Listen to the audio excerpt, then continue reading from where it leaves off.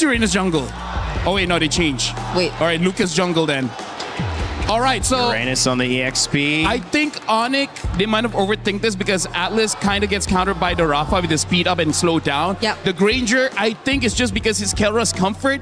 I don't think it's going to be good enough, though. You can't really burst down Aurora. And even if you do, there's a passive that Rafaela can utilize to just bring them back in action. So this is looking like a really good game for Aurora, honestly. It feels like more of the same, the early game problem. Don't know if Onic have found a solution, but this is the time to test their theories because they are only a few games away from getting knocked out. Aurora trying to go 2-0 up here over Onic. And the game begins. So far, the statement has been set by Aurora. Hey, we've already taken game number 1, and we're still going to be whipping out some new tech against Onic. And look at this. Once again, we do see the Rafaela. This time paired up with 2 tanky boys, a particular Leonin who scales up very, very quickly and very, very deadly, and of course, the man himself, Lucas. Well, I love this. Again, some unique heroes come through. Leave it up to Aurora Gaming and Coach Midnight to make this happen. I remember specifically, I think it was LaFell that was asking about the Lucas jungle, even back in the wild cards to going through. Well, finally it comes out in the knockouts. You can see that battle in the XP lane that we're so used to seeing. Of course, Lunar is going to struggle a bit there with that Esmeralda, but again, the idea here, the theory behind this draft from Aurora is you've got so much speed to work with, so much sustainability, the potential to bring someone back. Mind you, it's flying clouds as well. So that's a whole nother thing too. Just how quick Aurora can get back into the fights that Onic is going to have to kind of keep notion of, because again, when you're getting all these heals through and you're this tanky for Aurora, you can't overstay if you're Onic, and that might be one of the biggest problems for them. I mean, let's not forget, again, most people have tend to kind of lean away from Lucas because he's so ability-driven, and his ult, again, you can wait for the full duration, or you can get into these fights like right now and see whether you can start building enough charge to maximize it as soon as you get it. And that's the issue, right? It's going to be a matter of spacing for both sides. You can see that even Sans has opted not to go for Wilderness Blessing and instead pull yourself together to make sure that he can flicker out of the way in case things get really, really dangerous, which I would assume will, as we see Lunar, he is having a tough time in this lane. Yep. They got to put pressure somewhere, and right now that's going to be on the Uranus up there in that XP lane for Lunar.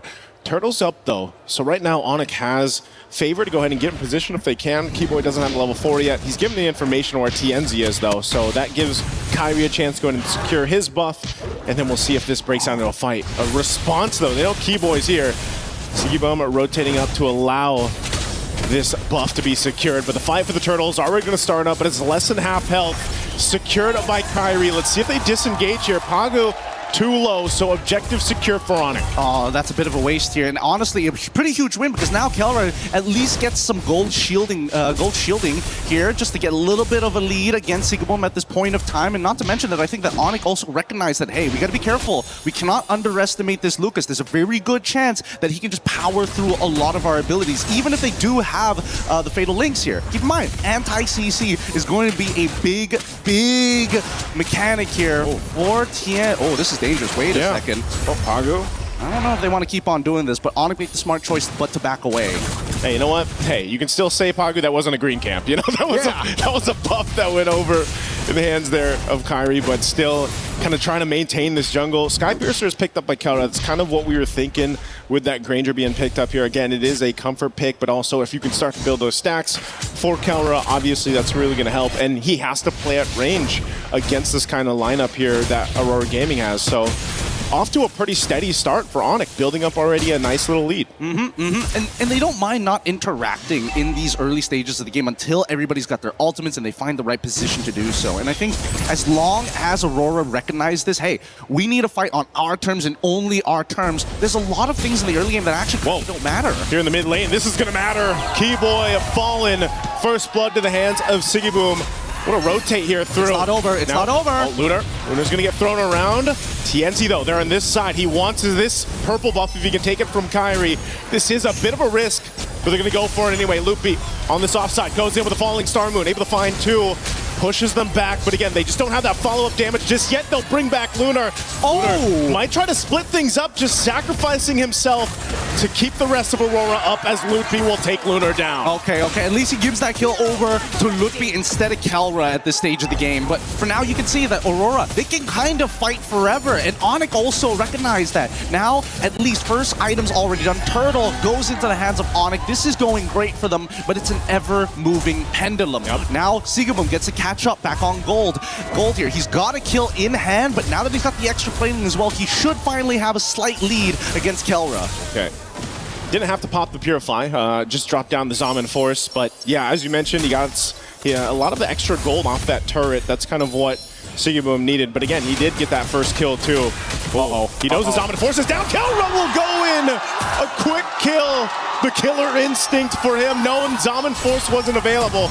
Makes a move, and now bottom side still gonna break out. TNZ, Fatal Links into it, can't escape, and Pagu gonna be next. Talk about value for your Sky Piercer for Kelra. Great knowledge from Kelra. He understood what the assignment was. Hey, no Zaman Force, you don't have a flicker, you can't run away from me, and I love it. If you want to just sit underneath their turret, I can harass you for days without anything left. I think at this point, Kelra is gonna be a much bigger problem to Aurora now that the game plan is starting to fall apart. Luckily for Sigaboom, he doesn't lose too much here because they still have the passive from Rosa to get the revives down. But Kelra, now building up on these Sky Piercer stacks, they need to cut it in half at some point in the game.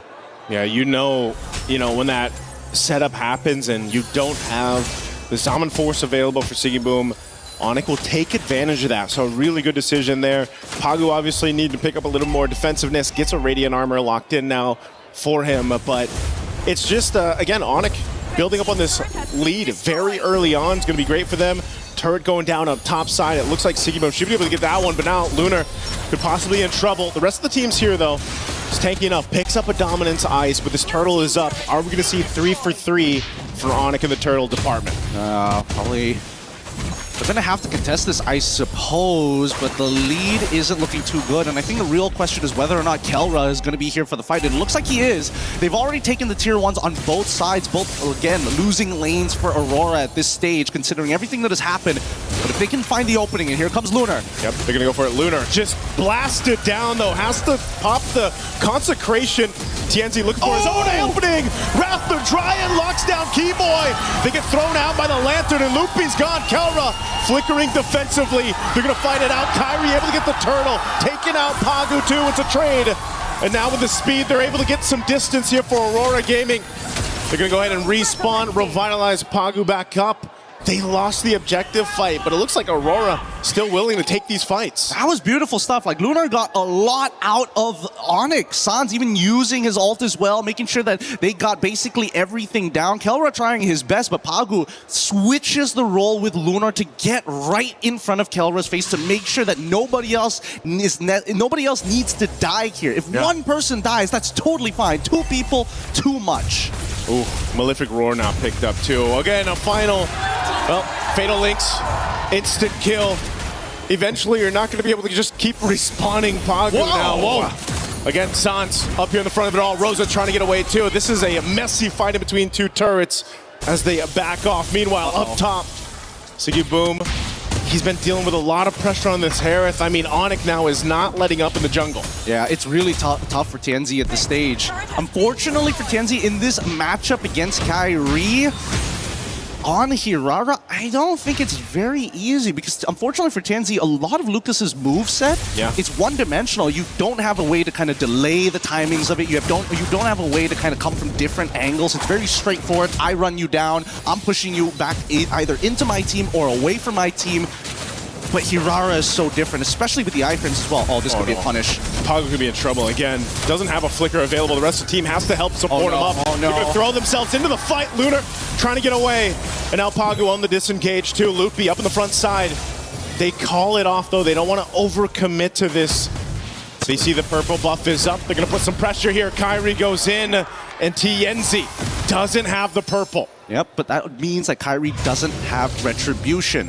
So far, this could be a forced fight here. They know that Keyboard doesn't have the Fatal Link, so they have a very short window to try and punish. But so far, Lunar has not been able to open up the map convincingly because of the fact that he's been losing. Oh no. Flicker forward, Wrath the Dryad, Lunar taking some shots, the Rapsy shots. Kelra gets a kill, Sky Piercer proc, TNZ gonna follow by Kyrie's hand, and looking up to load up Rosa.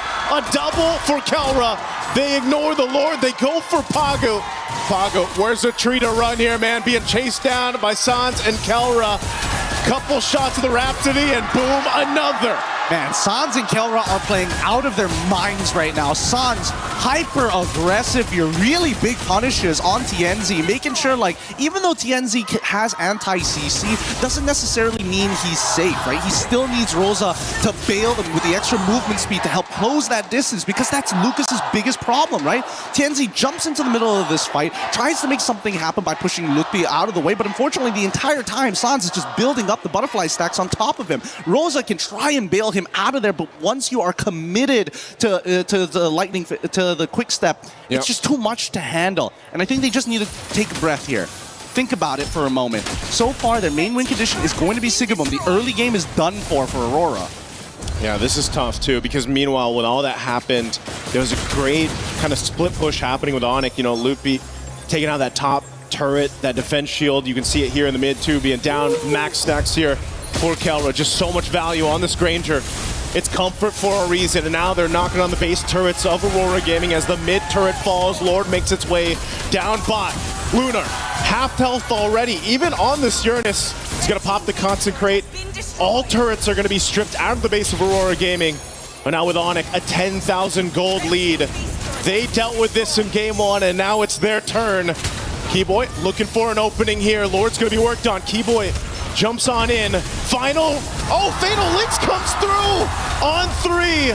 Still on the defense too. They gotta hold it together. Kelra firing off in the backside. He's got the space to work with. Sigiboom, all the shields in the world. They gotta go heal back up, but the crystals are already gonna be locked on. TNZ up on the front side.